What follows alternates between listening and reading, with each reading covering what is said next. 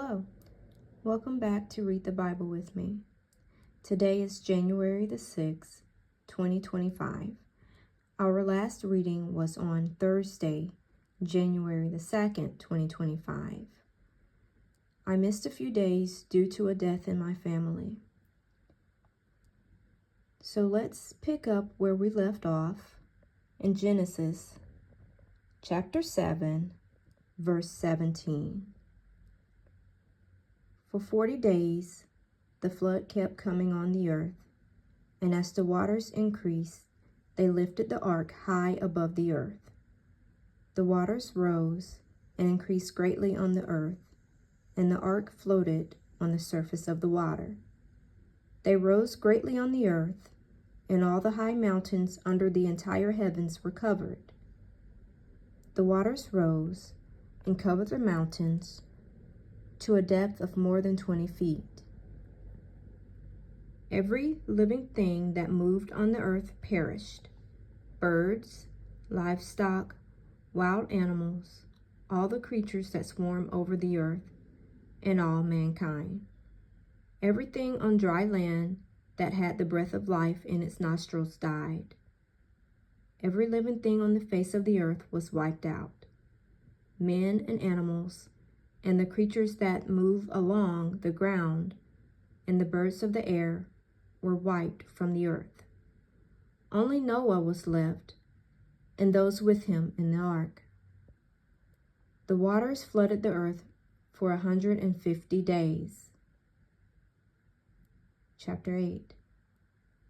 But God remembered Noah and all the wild animals and the livestock that were with him in the ark.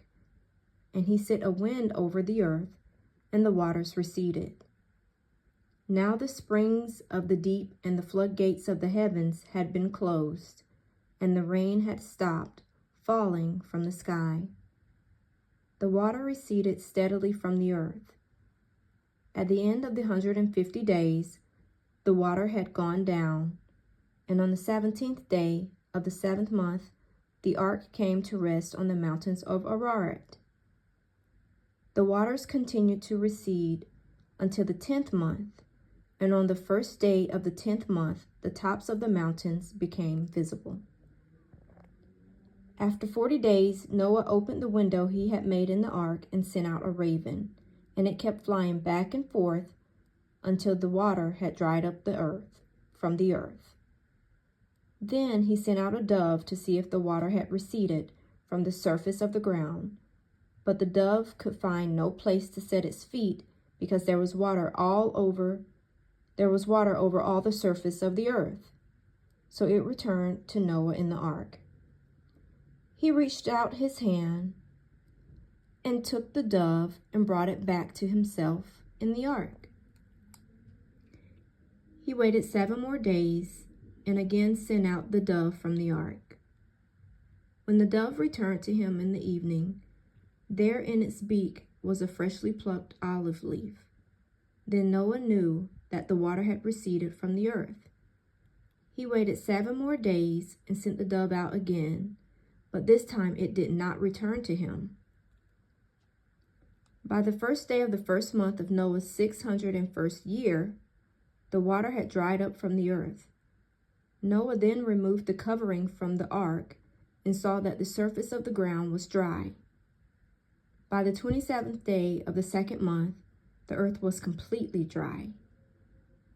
Then God said to Noah, "Come out of the ark, you and your wife and your sons and their wives. Bring out every kind of living creature that is with you, the birds, the animals, and all the creatures that move along the ground, so they can multiply on the earth and be fruitful and increase in number upon it." So Noah came out, together with his sons and his wife and his sons' wives. All the animals and all the creatures that move along the ground and all the birds, everything that moves on the earth, came out of the ark, one kind after another. Then Noah built an altar to the Lord, and taking some of all the clean animals and clean birds, he sacrificed burnt offerings on it. The Lord smelt the pleasing aroma and said in his heart, "Never again will I curse the ground because of man, even though every inclination of his heart is evil from childhood. And never again will I destroy all living creatures as I have done. As long as the earth endures, seed time and harvest, cold and heat, summer and winter, day and night will never cease." Genesis chapter 9. God's covenant with Noah.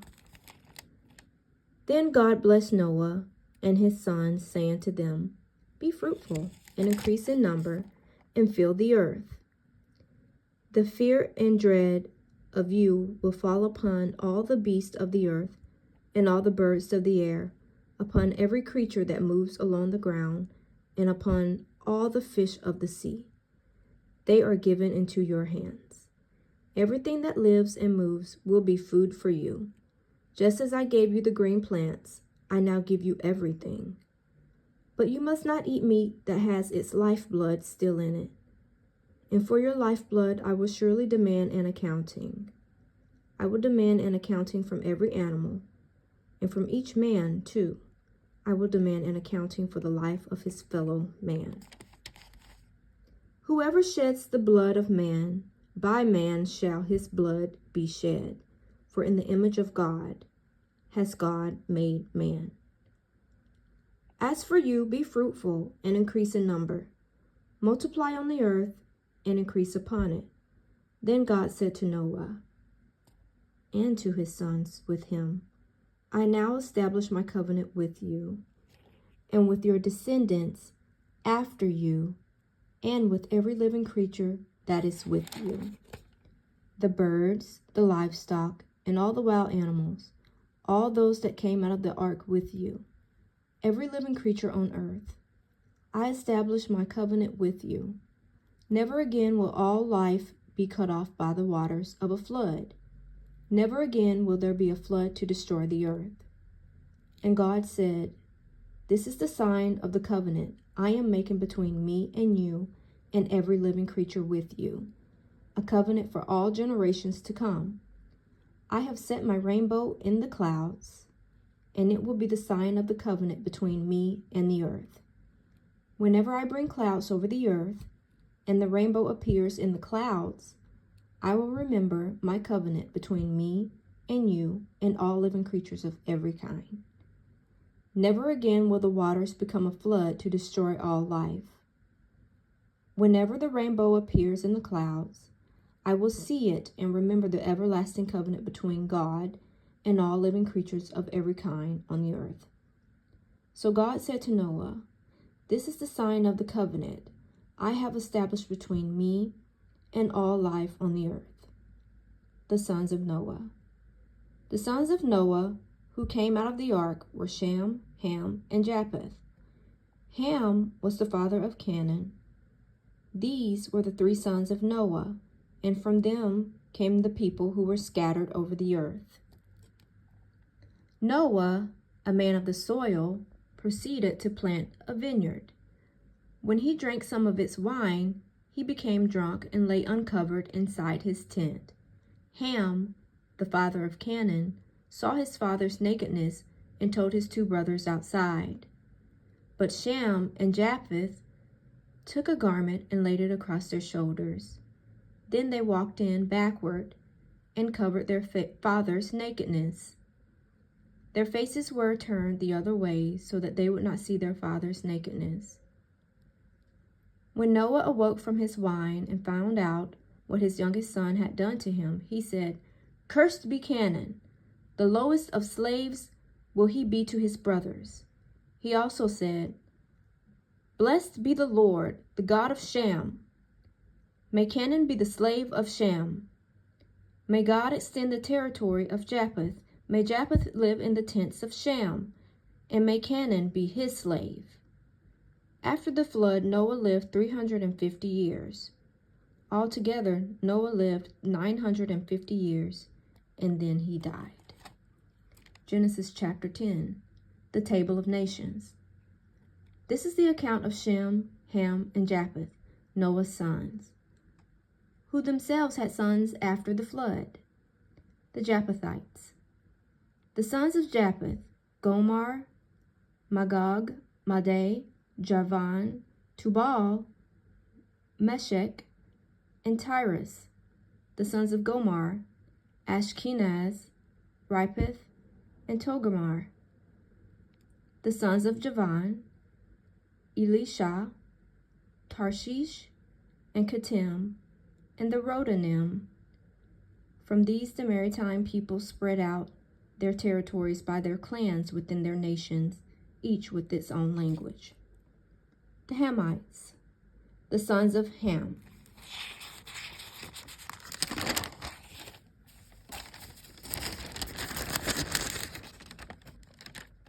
Cush, Mizraim, Put, and Canaan, the sons of Cush, Seba, Havilah, Sabta,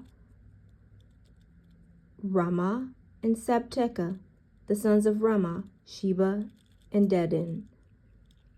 Cush was the father of Nimrod, who grew to be a mighty warrior on the earth. He was a mighty hunter before the Lord. That is why it is said, like Nimrod, a mighty hunter before the Lord. The first centers of his kingdom were Babylon, Erech, Akkad, and Calneh, and Shinar. From that land he went to Assyria, where he built Nineveh, Rehoboth, Calah, and Rezin, which is between Nineveh and Calah, that is the great city. Mizraim was the father of the Ludites, Anamites, Lahabites, Naphtuhites, Petrusites, Casluhites, from whom the Philistines came, and Caphtorites.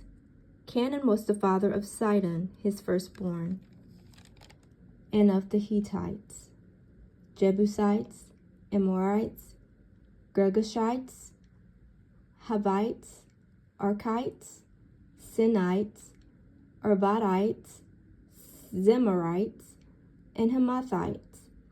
Later, the Canaanite clans scattered, and the borders of Canaan reached from Sidon toward Gerar as far as Gaza, and then toward Sodom and Gomorrah, Admah, and Zeboim as far as Lasha.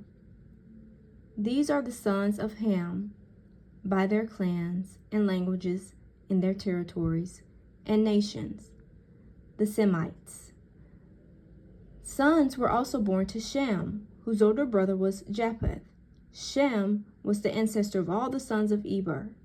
The sons of Shem, Elam, Ashur, Arphaxad, Lud, and Aram.